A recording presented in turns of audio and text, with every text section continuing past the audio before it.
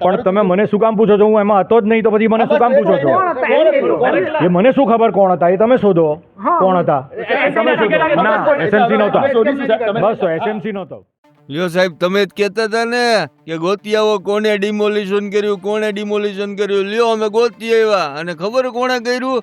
તમે જ કર્યું. જુઓ, અત્યાર સુધી બધુંય તમે નકલી સાંભળ્યું હશે, ક્યારેય નકલી ડિમોલેશન નહીં સાંભળ્યું હોય, પણ સુરતમાં આવું પણ બની ગયું છે. સુરતમાં જે નકલી ડિમોલેશન છે ને, તેમાં એક મોટું કૌભાંડની આશંકા છે. બિલ્ડરના ઈશારે 100 ગરીબ પરિવારો રસ્તા પર આવી ગયા હોવાની વાત ચાલી રહી છે.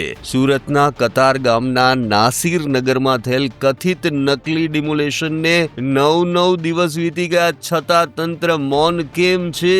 છેવટે આ ગેરકાયદેસર ડિમોલેશનની સોપારી કોણે લીધી હતી, એ સવાલ ઉભો થયો છે. નાસિરનગરમાં છેલ્લા 50 વર્ષથી સ્થાયી થયેલા 100 થી વધુ ગરીબ પરિવારોને કોઈ પણ વૈકલ્પિક વ્યવસ્થા આપ્યા વિના રાતોરાત બેઘર કરી દેવાયા. કોંગ્રેસ અને અસરગ્રસ્ત પરિવારોનો ગંભીર આક્ષેપ છે કે પોલીસ અને મહાનગરપાલિકાએ ભેગા મળી બળજબરીપૂર્વક દબાણ ઊભું કર્યું અને આ જગ્યા ખાલી કરાવી ડિમોલેશન કરી નાખ્યું. પણ આશ્ચર્યની વાત તો એ છે કે 9 દિવસ વીતી ગયા હોવા છતાં આ ડિમોલેશન સત્તાવાર રીતે કોના આદેશથી કરાયું તેનો કોઈ ફોડ પાડવા તૈયાર જ નથી. પીડિતો અને કોંગ્રેસના નેતાઓનો સીધો આરોપ છે કે કોઈ મોટા બિલ્ડરના ઈશારે પોલીસ અને પાલિકાના અધિકારીઓ પોતાના હાથ કાળા કર્યા છે અને ગરીબોના આશિયાના છીનવી લેવાયા છે. આ ગરીબ પ્રજાને ન્યાય અપાવવા માટે હવે કોંગ્રેસના નેતાઓ મેદાને આવ્યા છે અને આ મામલે પાલિકા કમિશનરને લેખિત ફરિયાદ આપી આ નકલી ડિમોલિશન કરનારાને કસૂરવાર અધિકારીઓ સામે તાત્કાલિક